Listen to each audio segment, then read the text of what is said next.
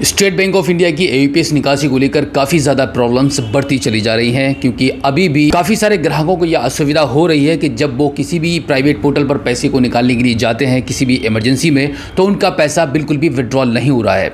बार बार finger लगाने से बार बार उनका सस्पेक्टेड फ्रॉड का एरर या कोई और समस्या उनको सामने आ जाती है, जिसकी वजह से उनका कोई भी ट्रांजैक्शन आज की डेट में नहीं हो पा रहा है।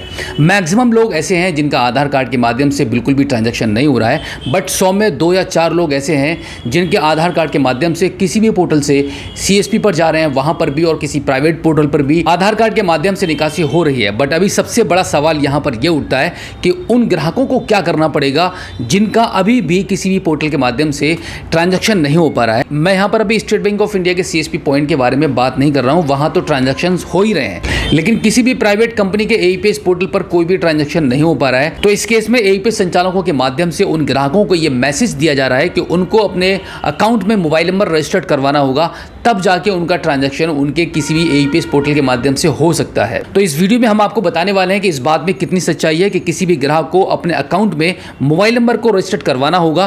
क्या सिर्फ मोबाइल नंबर का रजिस्टर्ड ना होने की वजह से ये ट्रांजैक्शन नहीं हो पा रहा है? मैं आपको बता दूं कि जितनी भी एईपीएस पोर्टल चलाने वाली कंपनियां, उन सभी कंपनियों का यही कहना है कि मोबाइल नंबर रजिस्टर्ड ना होने की वजह से ट्रांजैक्शन नहीं हो पा रहे हैं। ग्राहकों को अपना मोबाइल नंबर रजिस्टर्ड करवाना होगा, उसके बाद ही उनके ट्रांजैक्शन शुरू हो पाएंगे, क्योंकि मोबाइल नंबर रजिस्टर्ड ना होने की वजह से ग्राहक को पूरी जानकारी नहीं मिल पाती है, क्योंकि उसके मोबाइल पर मैसेज नहीं आ रहा है। तो मैसेज ना आने की वजह से बहुत सारा ऐसी धोखाधड़ी हो चुकी है एईपीएस संचालकों के द्वारा। खासतौर से मैं एईपीएस संचालकों के बारे में इसलिए बात कर रहा हूं कि आए दिन जब भी कोई भी फ्रॉड की खबर आती है, वो किसी न किसी एईपीएस पोर्टल के माध्यम से ही आती है। मैं यहां पर आपको थोड़ा सा ये कंफ्यूजन दूर कर दूं कि बहुत सारे एईपीएस संचालक हमें वीडियो में कमेंट कर रहे हैं कि स्टेट बैंक ऑफ इंडिया के सीएसपी या किसी भी बैंक के सीएसपी भी फ्रॉड करते हैं। मैं ये नहीं कहूंगा कि 100% सभी सीएसपी पॉइंट चलाने वाले ईमानदार होते हैं। 100 में से 1-2 लोग ऐसे निकल जाते हैं जो ग्राहक के साथ फ्रॉड कर देते हैं। लेकिन यहां पर मैं अंतर आपको थोड़ा सा डिफरेंस ये बता दूं, एक एईपीएस संचालक में और एक स्टेट बैंक ऑफ इंडिया के सीएसपी में। खास तौर से सबसे बड़ा डिफरेंस ये है कि जब स्टेट बैंक ऑफ इंडिया का सीएसपी किसी भी ग्राहक के साथ फ्रॉड करता है,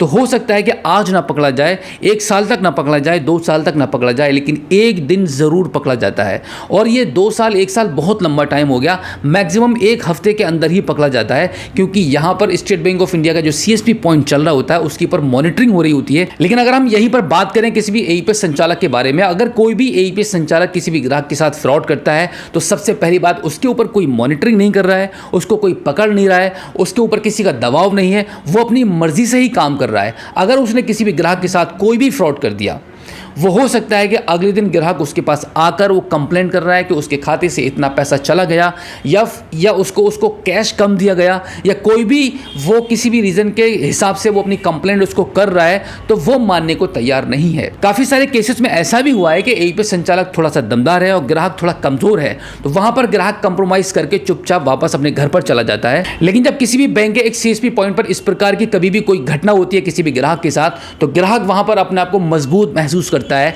वो क्यों? क्योंकि उसके दुकान के सामने एक बैंक का बोर्ड लगा हुआ है। उस बैनर के आधार पर ग्राहक के अंदर एक ताकत आ जाती है, जिससे कि वो अपने सीएसपी से लड़ पाए। अगर वो सीएसपी को समझाने की कोशिश करता है कि उसके साथ फ्रॉड हुआ है और बता रहा है, कंप्लेंट कर रहा है, उसके बावजूद भी अगर सीएसपी नहीं मान रहा है, तो ग्राहक सीधा जाकर, क्योंकि ग्राहक को यहां पर पता है कि उसको अब कहां जाना है, तो वो सीधा उसकी होम ब्रांच में जाकर वहां कंप्लेंट करता है। तो इस प्रकार से सीएसपी के खिलाफ कार्रवाई की जाती है। तो ये एक बहुत बड़ा अंतर है, जिसकी वजह से सबसे कम जो फ्रॉड करने का रेशियो है वो है किसी भी बैंक के एक सीएसपी का। तो अभी स्टेट बैंक ऑफ इंडिया के आधार कार्ड की निकासी को लेकर जो मसला चल रहा है, जो प्रॉब्लम्स क्रिएट हो रही हैं, वो सिर्फ इसी वजह से हो रही हैं कि स्टेट बैंक ऑफ इंडिया के ग्राहकों के साथ में बहुत ज्यादा फ्रॉड हुए हैं। क्योंकि state bank of India Bharat का सबसे बड़ा बैंक है और सबसे ज्यादा ग्राहक इसी बैंक के हैं ऑल ओवर इंडिया में। तो सबसे ज्यादा फ्रॉड का रेशियो जो है वो स्टेट बैंक ऑफ इंडिया के ग्राहक के साथ में है। तो ये एक सबसे बड़ा रीजन है कि स्टेट बैंक ऑफ इंडिया ने इस स्टेप को उठाया है कि अब आधार कार्ड के माध्यम से नॉर्मली किसी भी ग्राहक के किसी भी प्राइवेट पोर्टल पर ट्रांजैक्शन नहीं हो पाएगा। इसलिए बैंक ने किसी भी ग्राहक के अकाउंट नंबर में मोबाइल नंबर को रजिस्टर्ड करना मैंडेटरी कर दिया है कि जब तक मोबाइल नंबर रजिस्टर्ड नहीं होगा तब तक किसी भी प्राइवेट पोर्टल से ट्रांजैक्शन नहीं हो पाएगा। जिन जिन ग्राहकों के मोबाइल नंबर पहले से ऑलरेडी रजिस्टर्ड है, ऐसा सुनने में आया है, हमारे पास कमेंट भी आ रहे हैं, हमने देखा भी है कि उनके किसी भी प्राइवेट पोर्टल पर ट्रांजैक्शन ईजिली हो पा रहे हैं। लेकिन न्यूली अगर किसी ने भी मोबाइल नंबर को रजिस्टर्ड करवाया है, रजिस्टर्ड करवाने के बाद वो फिर से किसी भी प्राइवेट पोर्टल पर आ रहा है तो वहां पर उसके ट्रांजैक्शन अभी भी नहीं हो पा रहे हैं। ये बिल्कुल प्रैक्टिकली देखा गया है। तो ओवरऑल इस बात का रिजल्ट ये है कि हर कीमत पर उस ग्राहक को जिसका निकासी नहीं हो पा रही है उसको मोबाइल नंबर रजिस्टर्ड करवाना ही पड़ेगा। बिना मोबाइल नंबर रजिस्टर्ड करवाए उसका प्राइवेट पोर्टल से ट्रांजैक्शन नहीं हो पाएगा। अगर किसी के पास मोबाइल नहीं है और उसकी मजबूरी है कि मोबाइल नंबर को रजिस्टर्ड नहीं कर पा रहा है तो उसको स्टेट बैंक ऑफ इंडिया के किसी भी सीएसपी पॉइंट को तलाश करके वहां पर वो ट्रांजैक्शन कर सकता है और इजीली वहां पे ट्रांजैक्शन अभी होते रहेंगे। एसबीआई सीएसपी पॉइंट पर अभी कोई भी समस्या नहीं है और ना ही कोई ऐसी अपडेट है कि वहां पर आने वाले टाइम में कोई समस्या आने वाली भी है। इस वीडियो के माध्यम से खास जानकारी मैं आपको यह भी दे दूं कि 1 जून के बाद कोई भी अपडेट बैंक की तरफ से आ सकती है। क्या परमानेंटली प्राइवेट पोर्टल पर एईपीएस की निकासी बंद होने वाली है? अभी भी कुछ ग्राहकों के जो ट्रांजैक्शन हो रहे हैं हो सकता है कि 1 जून के बाद वो ट्रांजैक्शन होना भी बंद हो जाए। तो इस मंथ के बाद इन सारे सवालों का जवाब मिल पाएगा। तब तक के लिए स्टेट बैंक ऑफ इंडिया के जितने भी ग्राहक ऐसे हैं जिनके ट्रांजैक्शन नहीं हो पा रहे हैं उनको अपना मोबाइल नंबर रजिस्टर्ड करवाना होगा।